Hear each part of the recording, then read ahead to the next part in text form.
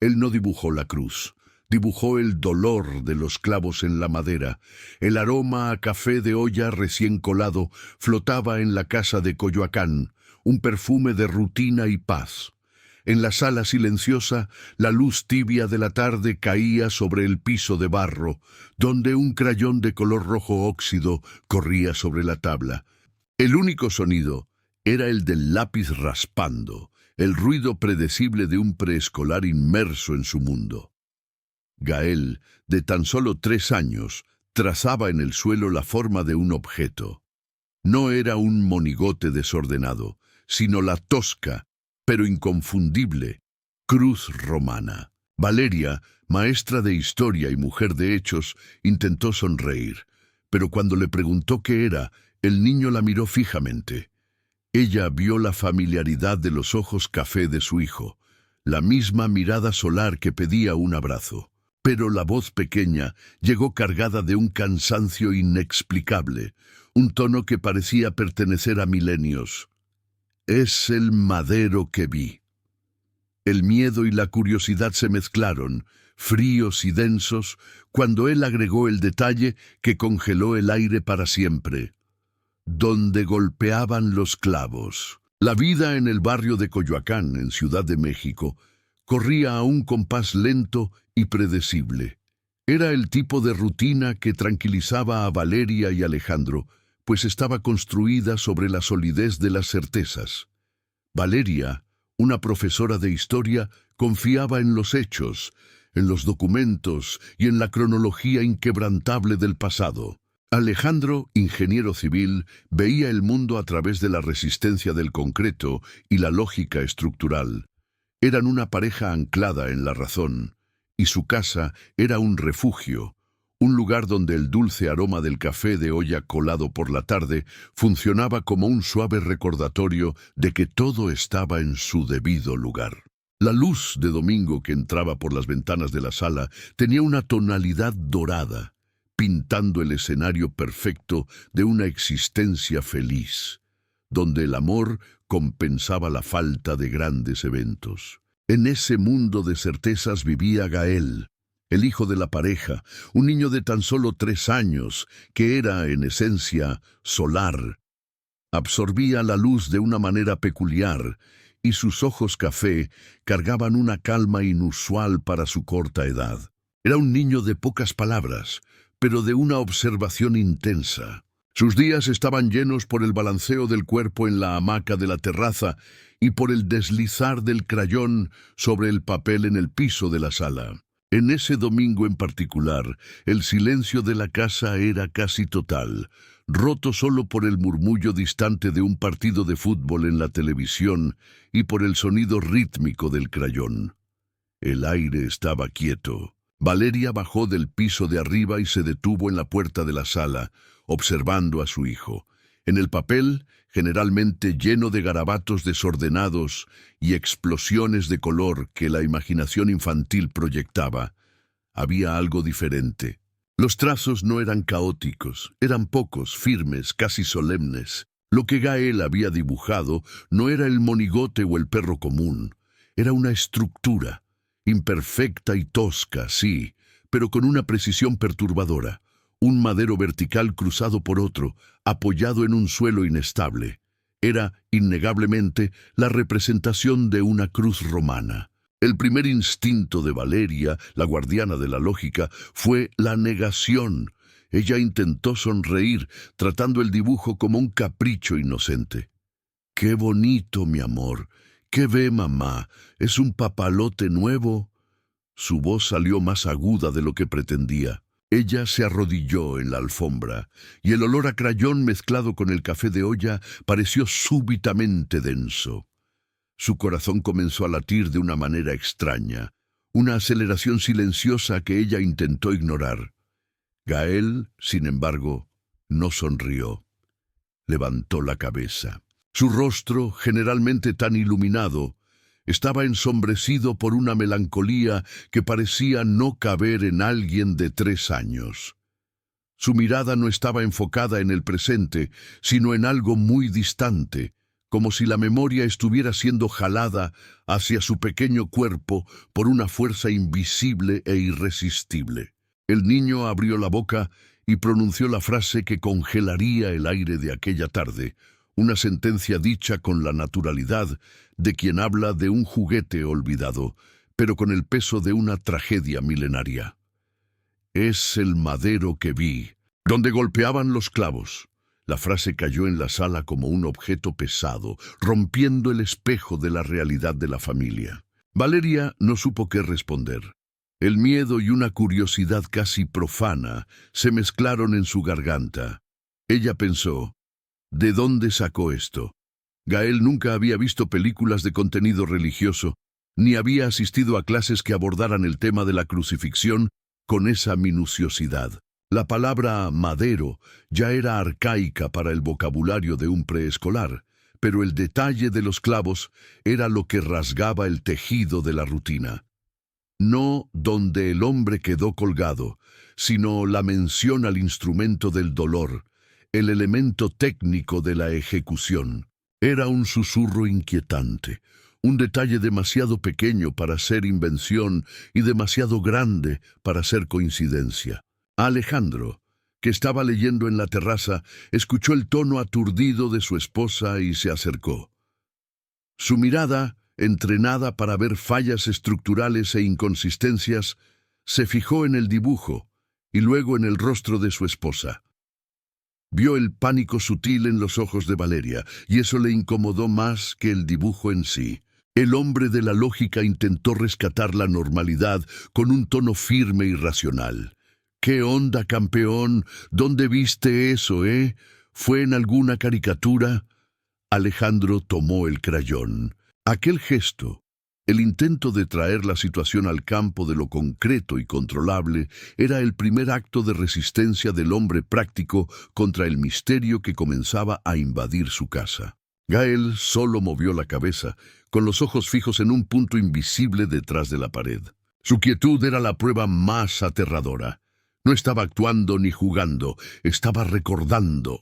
El olor del café de olla ahora parecía irónicamente frágil, un intento desesperado de enmascarar el aroma a tierra y miedo que la memoria del niño parecía evocar. En los días que siguieron, Valeria intentó, con el fervor de una científica, rastrear el origen de aquella información.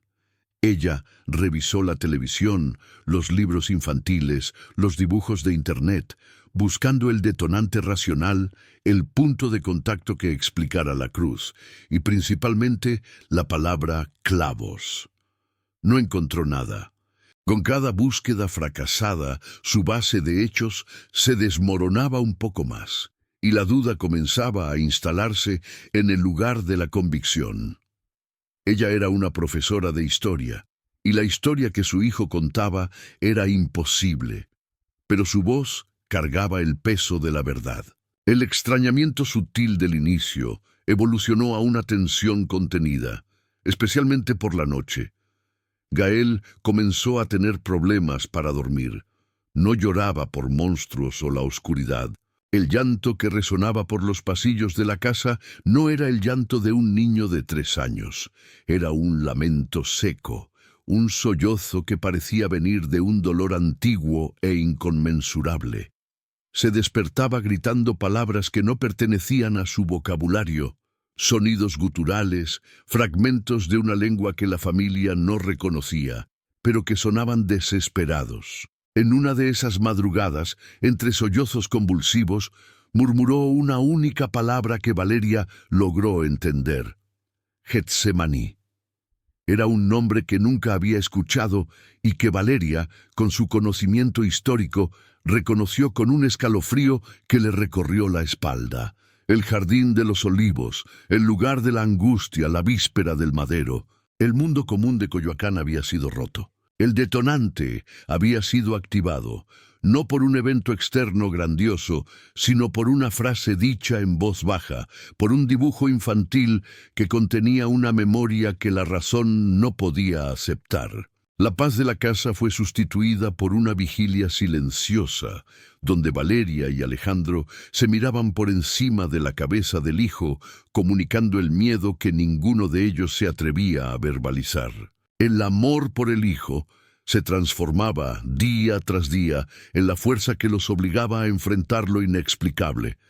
Aquel detalle de los clavos era una invitación silenciosa y aterradora a la continuación. En los días siguientes, la persona en el centro de la experiencia, Valeria, aplicó el método que la vida y su profesión de historiadora le habían enseñado: buscar la fuente, catalogar los hechos y anular la anomalía a través de la razón pura. Intentó, de todas las formas, anular la memoria inexplicable de Gael, como si una investigación meticulosa pudiera revertir la frase sobre los clavos y el murmullo de Getsemaní al campo de la fantasía. Conversaba sobre caricaturas, leía historias ligeras sobre animales y evitaba cualquier mención a iglesias, cruces o símbolos antiguos. Pero la memoria de Gael no era un archivo que se pudiera eliminar. Era una fuerza que resistía, una verdad incrustada en su alma pequeña. El conflicto, antes solo un susurro de pánico, comenzó a tomar forma. La tensión escaló de manera progresiva, no en gritos o peleas, sino en un silencio denso que flotaba sobre las comidas. Gael ya no hablaba abiertamente sobre el madero, pero su estado emocional era una evidencia viva. Los pesadillas se intensificaron. Se despertaba bañado en sudor, y su llanto ya no era un sollozo infantil, sino un llanto de dolor antiguo que venía del fondo del pecho, con el sonido seco y desesperado de quien carga el peso del sufrimiento ajeno.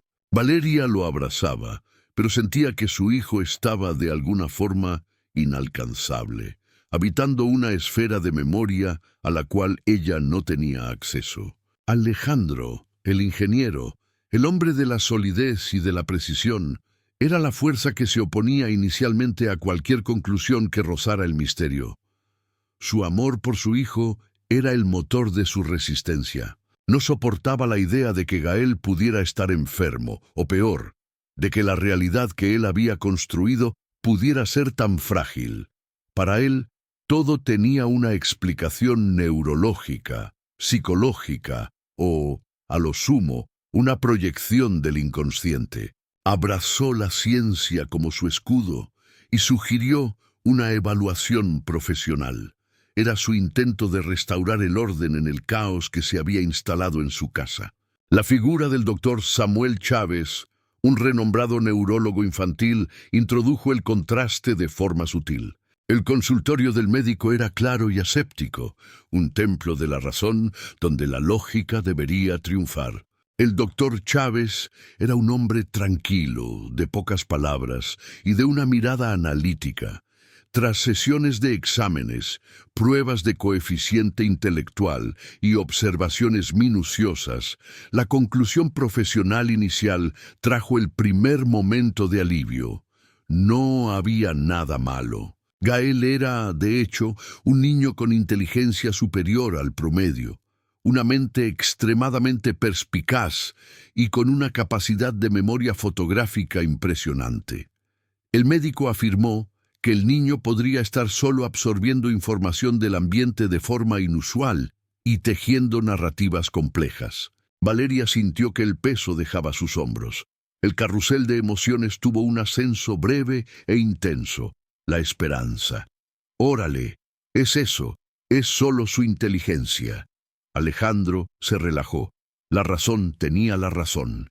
El problema estaba resuelto. Pero ese alivio duró solo el tiempo de una respiración. El fin de semana siguiente, durante una visita a la Galería de Antigüedades de Ciudad de México, un intento de Alejandro de distraer la mente del hijo con lo concreto, lo que debería ser un paseo inocente, se transformó en el surgimiento de una nueva y aterradora prueba. Caminaban por un ala dedicada a réplicas del Imperio Romano.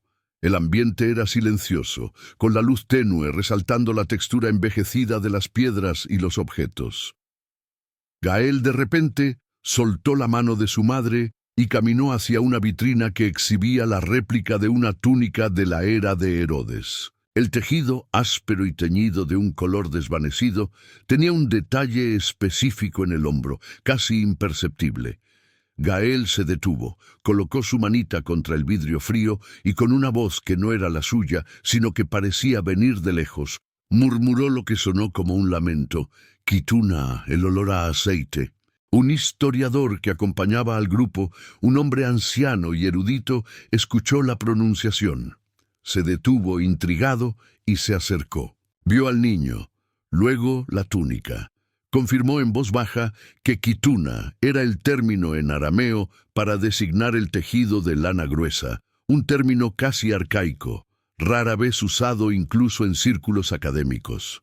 El aire se congeló. A los ojos de Alejandro, el hombre de la razón, el escepticismo comenzó a ceder lugar a un profundo malestar, que era aún más aterrorizante que el simple miedo. Se convirtió en la fuerza que se opone, luchando no contra un misterio externo, sino contra la propia fe que el fenómeno intentaba imponerle. Intentó, desesperadamente, encontrar una falla lógica. Lo escuchó en algún lugar. Fue coincidencia, el sonido de la palabra.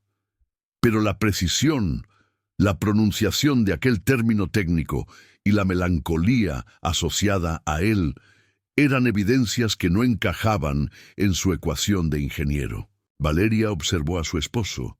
Vio el temblor sutil en su mano, la expresión de quien asiste a su fundación desmoronarse.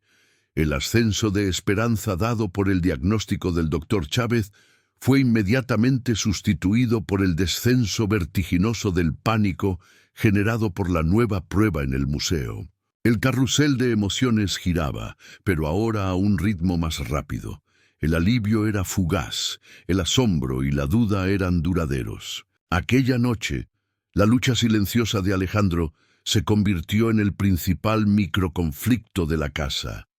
Se aisló en la oficina, intentando sumergirse en proyectos de cálculo estructural, pero el sonido de la palabra quituna en arameo resonaba más fuerte que el ruido de las teclas de la computadora. Él era el escéptico, la mirada del público racional, el último bastión contra lo inexplicable, y estaba fallando miserablemente. Gael, por su parte, demostró un detalle inquietante más que invitaba a continuar la investigación. Comenzó a demostrar una aversión intensa al ruido de martillos. Un atardecer, cuando un vecino reparaba una cerca en la calle, el sonido del golpe seco del metal contra la madera hizo que el niño se encogiera en el rincón de la sala, temblando y cubriéndose los oídos con una expresión de dolor físico insoportable. «Los clavos», sollozó, repitiendo la palabra que había iniciado todo. La aversión al sonido, el nombre en arameo, el llanto ancestral. El conjunto de pruebas era abrumador para un niño de 3 años. La familia se estaba hundiendo lentamente en un misterio que trascendía el límite de su comprensión. Valeria sabía que la siguiente etapa no podría ser otro médico o un libro de historia. Era hora de confrontar lo inexplicable con la mente abierta, de buscar a alguien que no viera a Gael como un paciente, sino como un portador de memorias. La razón había topado con su límite. El madero y los clavos eran el mapa de un dolor que exigía ser comprendido, y ella estaba lista para cruzar la barrera. El siguiente paso sería el punto de no retorno, donde la lógica sería sacrificada en nombre de una verdad más profunda y aterradora. La fuerza que se opone, representada por la lógica de Alejandro y el escepticismo de la medicina convencional, había alcanzado su límite. La negación se volvió insostenible. El quituna en arameo, la aversión al sonido de martillos y la tristeza ancestral en los ojos de Gael forzaron a Valeria y Alejandro a reconocer que la verdad de su hijo habitaba una dimensión que iba más allá de la neurología. La búsqueda de la razón se dio lugar a una búsqueda desesperada por la comprensión, y esa búsqueda los llevó al encuentro de la doctora Sofía Olvera, una investigadora de fenómenos anómalos que trabajaba en los márgenes de la ciencia, tratando la memoria inexplicable no como enfermedad, sino como un rastro. El ambiente del encuentro era un contraste bienvenido al consultorio frío del neurólogo. El lugar de trabajo de Sofía era una casa antigua, repleta de libros empolvados y objetos simbólicos, un lugar donde la historia oral y el misterio eran tomados en serio. La doctora Olvera no preguntó qué había visto Gael, sino qué sentía. Ella creó un espacio de absoluta aceptación, y eso hizo que el niño se relajara de una forma que no lo hacía desde el primer dibujo de la cruz. Durante la sesión, la doctora Olvera sugirió que Gael usara el arte, no para dibujar lo que veía, sino para dibujar la escena que tanto lo perturbaba, para liberar la memoria del sufrimiento. El silencio en la sala era profundo, roto solo por el deslizar de la pluma sobre el papel grueso. Lo que siguió fue el punto de inflexión definitivo. Con la pluma firme en su pequeña mano, Gael dibujó no solo la figura estilizada del madero, sino todo el escenario con una riqueza de detalles perturbadora. Trazó la topografía exacta del lugar, con una elevación al fondo y un camino sinuoso. Luego esbozó las vestimentas de los soldados romanos, el tipo de yelmo, la manera en que la túnica estaba doblada, detalles técnicos que solo un historiador del primer siglo podría saber. Y centrado estaba lo que parecía ser la descripción de un rostro sufriente en la cruz, con trazos de agonía y sorprendentemente una mirada de aceptación que no encajaba con el dolor. La lógica de Valeria, la profesora de historia, se desintegró completamente en aquel momento. Ella reconoció los elementos con el conocimiento de su profesión, el Gólgota, el tipo de uniforme, la ambientación que solo un testigo ocular podría recrear. Ya no había margen para el azar o la coincidencia. Aquella no era una invención infantil, era un testimonio. El carrusel de emociones alcanzó su apogeo, una alternancia violenta entre la fascinación y la desesperación. Valeria sintió el shock helado de la revelación, pero enseguida la desesperación materna la invadió. Su hijo, su pequeño Gael, estaba cargando el dolor del mundo en su alma, y ella no podía abrazarlo lo suficiente para quitárselo. En un momento de catarsis emocional, Gael dejó de dibujar y miró directamente a su madre. Sus ojos no eran los de 3 años. Eran antiguos, cansados y cargados de un dolor milenario. Su voz, un susurro pequeño pero que resonó como un trueno en la sala, comunicó la verdad íntima del sufrimiento. Yo tenía miedo, y sed se rieron de mí. El dolor que Valeria vio en aquellos ojos era más real y más palpable que cualquier hecho histórico que ella había enseñado en sus 20 años de docencia. En ese instante, el miedo a que su hijo estuviera enfermo fue sustituido por la tenue esperanza de que su dolor pudiera tener un propósito. La desesperación dio lugar a una aceptación que era, al mismo tiempo, aterradora y liberadora. Su hijo estaba recordando una tragedia que no era suya, pero que él presenció. Alejandro, el ingeniero que asistía a todo en silencio, vio la rendición de su esposa. Su escepticismo, la fuerza que se oponía, vaciló. No podía entender, pero por primera vez sintió. La verdad era indemostrable, pero innegable. Se arrodilló no para rezar o para cuestionar, sino para sostener la manita temblorosa de su hijo, ofreciéndole un consuelo que superaba la lógica. Un símbolo visual se volvió central, un detalle inquietante que invitaba a continuar la jornada. Gael comenzó a llevar en el bolsillo un pequeño fragmento de arcilla seca que la doctora Olvera le había dado para sentir la tierra. Lo sostenía con una reverencia extraña, inhalando su olor a polvo y tiempo, Huele a allá, susurraba. El olor a tierra, a tiempo seco, a desesperación y a milenios. La revelación fue completa. La memoria era real. El punto de inflexión había sido cruzado. La duda racional fue completamente sustituida por una búsqueda espiritual y emocional desesperada. Valeria y Alejandro ya no buscaban un diagnóstico. Buscaban la fuente de ese dolor, la manera de liberar el alma de su hijo del peso de un testigo de 2000 años. Sabían que para avanzar necesitaban ir al encuentro de esa memoria, confrontar el escenario donde el dolor de Gael había sido concebido, y que la siguiente etapa sería el clímax de su propia fe y de su amor. La búsqueda ya no era por la ciencia, sino por la catarsis, por la paz que solo la verdad, por más inexplicable que fuera, podría traer. Valeria e Alejandro, impulsionados pela revelação na sessão com a Dr. Olvera, embarcaram na etapa final. Sua busca não era mais científica, mas uma peregrinação, uma necessidade urgente de encontrar a paz para Gael. A doutora Olvera lhes havia oferecido uma única sugestão que superava a lógica. A regressão terapêutica em busca da memória central, o ato de confrontar a experiência para que a alma de Gael pudesse liberá-la. O cenário para essa sessão final não poderia ser em Coyoacán. Eles escolheram uma fazenda antiga e isolada, um lugar chamado La Soledad, perto de Puebla, onde a tranquilidade e o cheiro da terra seca e antiga pareciam reverenciar o silêncio. Durante a regressão, enquanto Valeria segurava as mãos de seu filho e Alejandro observava, o tempo pareceu se dissolver.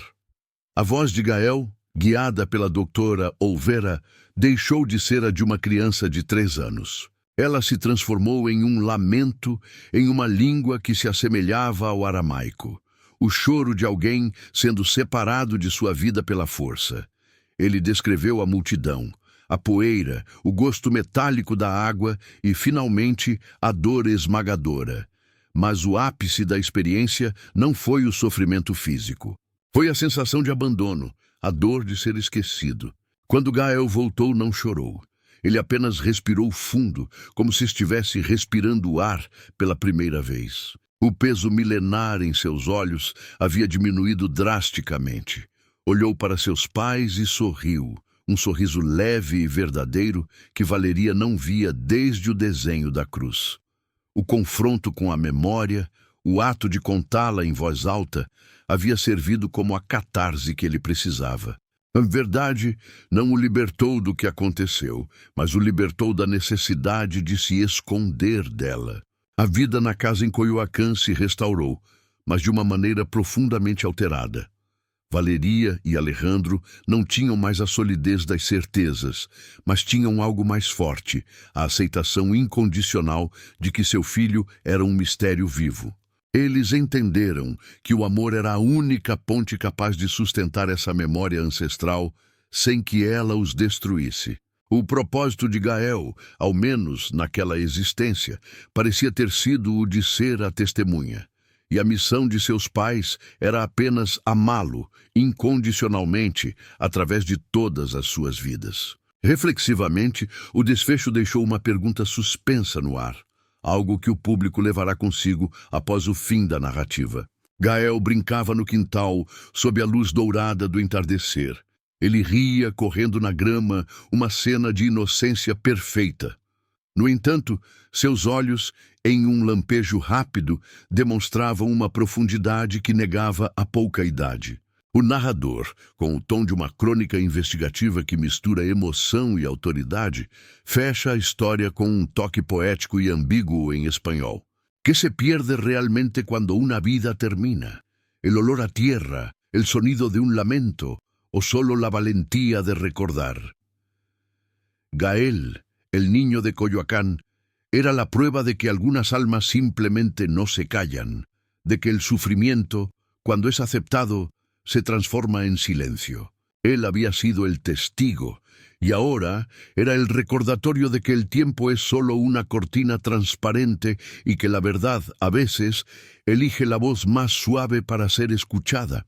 El misterio permaneció, flotando sobre el aroma a café de olla y el susurro de Getsemaní, un detalle inquietante que invita a la reflexión. ¿Cuántas otras memorias ancestrales se esconden en la sonrisa de un niño mexicano?